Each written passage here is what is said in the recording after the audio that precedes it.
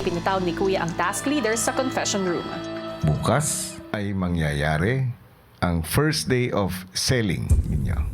Ang orders mula sa outside world ay malalaman ninyo sa pamamagitan ng Plasma TV. Okay po, Kuya. Malinaw? Malinaw po. Kuya.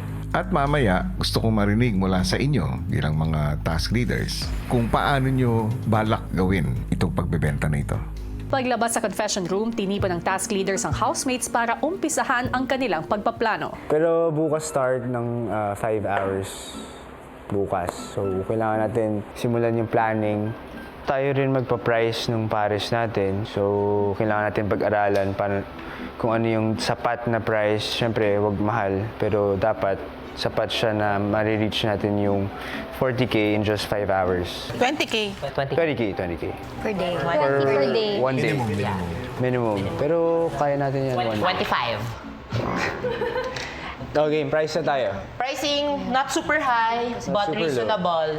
And Parang kaya.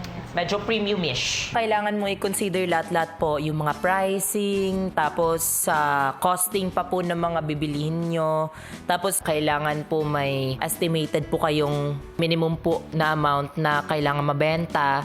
Classic 100. Oh, 99. Pwede 100 pesos or 99? Sa classic regular.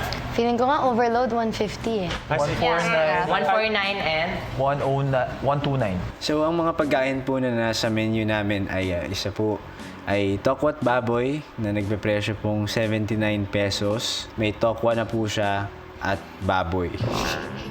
Sunod naman po ay regular pares. May masarap po na beef at masarap na sabaw sa mainit na kanin yes, na nagpe-presyo po ng 129 pesos.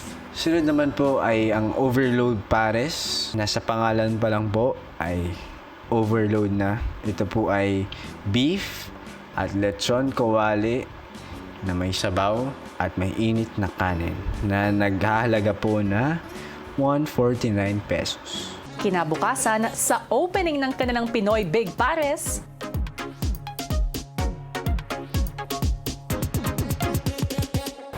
Ready na. To go before Pinoy Big Paris opening.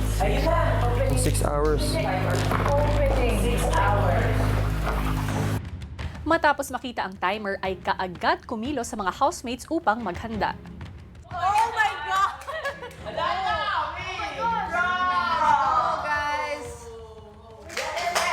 Okay, Kuya, I see you.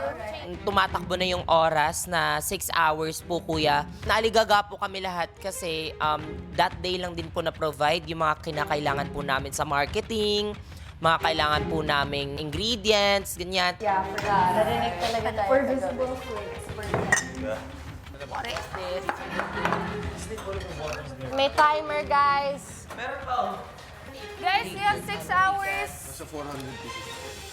Si Dustin, kaagad pinamunuan ang pag-aayos sa mga pagkain na kailangan lutuin. Sa loob yung chop-chop. Chop-chop dito. Dapat. Mix na. As a task leader, kuya, talagang minake sure ko na magsimula po kami agad. May karanasan ka ba sa negosyo? Bata pa lang po kasi ako na bankrupt po lahat ng negosyo namin. And then, ako na nagpaaral sa sarili ko. May natuklasan po akong candy na hindi mahanap-hanap ng mga kaklase ko. Hindi nila mahanap-hanap kung saan nabili. Tapos, doon nagbenta po ako noon. Nagbenta naman ako ng mga graphic ng mga t-shirt.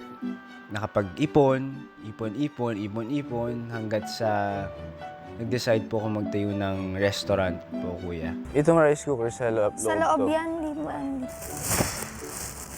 Kailangan natin i-make use yung yung lutuan sa loob. Yun nga eh. Baka pwede pakuluan na yung mga karne doon. Bakit food business ang naisipan mong pasukin? Honestly, kuya, na ano lang rin po ako, nahawa ako sa kaibigan ko po na si David. Siya po yung naging mentor ko sa food industry, kuya. Ang advantage ng loob, may hugasan Yun na tayo nga eh. dito. So, kailangan yung mga kailangan hugasan, dito na gagawin sa loob.